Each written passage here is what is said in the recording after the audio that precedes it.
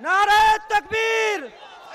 بسم اللہ الرحمن الرحیم والصلاة والسلام على سیدنا محمد وعلى آلہ واصحابہ اجمعین۔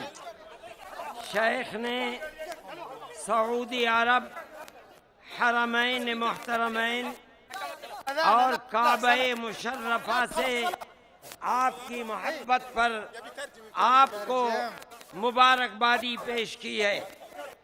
اس اجتماع میں اتنی بڑی مقدار میں آپ حضرات کی تشریف آوری، اس کا مطلب ہے کہ آپ سعودی عرب اور کعبۃ اللہ اور وہاں کے امام سے محبت رکھتے ہیں۔ جمعیت علماء ہند کا شکریہ ادا کیا ہے کہ اس نے اتنے بڑے اجتماع کا اہتمام کیا، اور فرماتے ہیں کہ ہم شکریہ بھی ادا کرتے ہیں اور کعبے میں بیٹھ کر ہم آپ کے لیے دعا بھی کرتے ہیں کہ اللہ تعالی اس ملک کے سب بسنے والوں کے دلوں میں محبت کو پیدا فرمائے، اور جس طرح ہمیشہ سے پیار و محبت کے ساتھ ہر جگہ رہتے تھے، اسی طرح ہمیشہ انسانیت کے رشتے کو مضبوط اور پیار و محبت سے جوڑنے والے رہیں۔ اس کانفرنس کا موضوع بہت اہم ہے۔ صحابہ کی محبت جزو ایمان ہے۔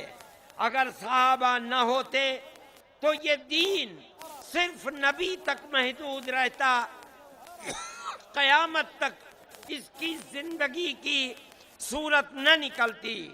لیکن یہ دین زندہ ہے اور ہمارا عقیدہ ہے کہ ہمیشہ زندہ رہے گا قیامت تک۔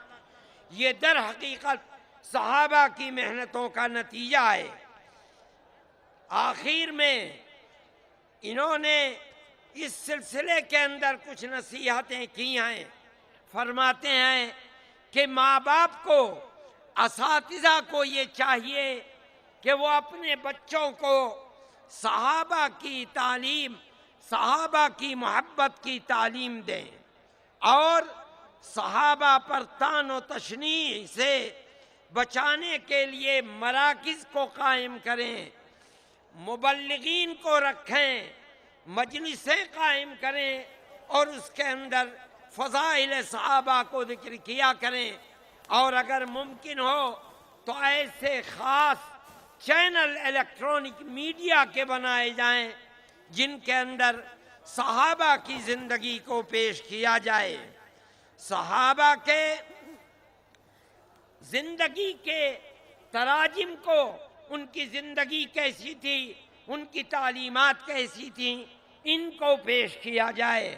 مدارس اپنے نصاب تعلیم کے اندر ایک نصاب کا حصہ صحابہ کے سلسلے میں ذکر کو بھی پیش کریں۔ یہ خلاصہ تھا۔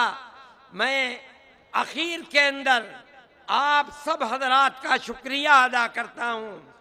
اس سلسلے کے اندر ایک اعلامیہ بھی ہمارا تھا، لیکن ہماری بدقسمتی کہیے کہ سارے راستے مسدود ہیں۔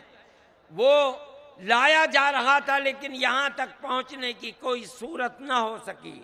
ہم وہ اعلانیہ آپ تک انشاءاللہ اخبارات کے ذریعے سے پہنچائیں گے۔ وہ جلسے کے اس وقت تک باوجود انتہائی